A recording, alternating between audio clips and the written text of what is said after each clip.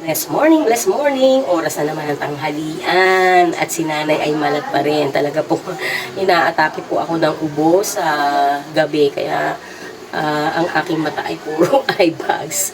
Talaga po nga pinahirapan ako ng ubo. Pero don't worry po, meron naman po akong tinitake na gamot para po medyo ano po yung ubo ko na medyo mawala po yung sobrang dryness po ng ubo. Ayan, at saka isa lalamunan. Sa video po natin ngayon, siyempre magluluto naman tayo ng tanghalian at for this time naman po ay kakaiba. hindi naman siya exotic, no? Hindi naman ganun.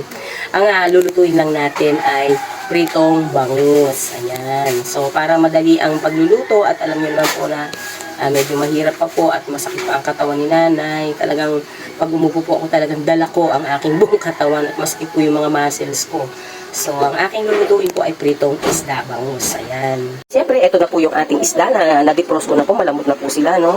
At siyempre, bago natin sila lutuin, lagyan natin sila ng asin. Ayan, dito nga. Para hindi sila magtaano. Ayan, talaga po kung nakikita ninyo ang aking sipot tumutulog. Okay lang yan. Siyempre, nanay, kahit masama ang pakiramdam, magluluto pa rin.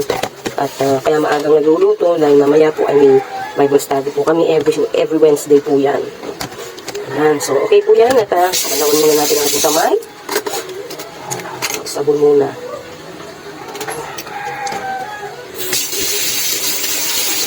Ito ang ating kawali, lagyan na po natin ng mantika.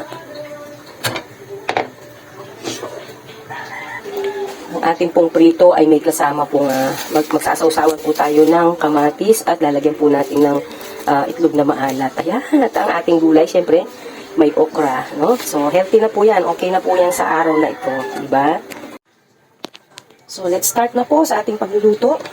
Ayaw ko dito kasi natalsik.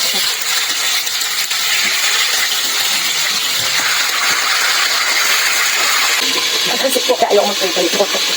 Nag-aaway talaga kami ng kawali. Eto, meron po tayong dalawang itlog na pula. Itlog na maalat. Lalagay po natin dito at magiging sawsawan ng ating pritong bangus. Ayan po, malapit na po malito yung mga isda natin. Yan, nauluto na po dito dalawang piraso. Nagkalat po ang mantika. Sa pagluluto po ng bangus, mabangis po talaga ang mga bangus na to kasi talagang pumuputok po talaga sila. Ayan. So mag-ingat po tayo sa pagpiprito nito, no? At talagang tumatalsik sila. At ayan po, luto na ang ating ulam, ang ating pritong bangus na malutong. At saka ang ating sausawan po na kamatis with itlog na maalat. So, let's go. Luto na rin po ang aming kanin. Kain na po tayo.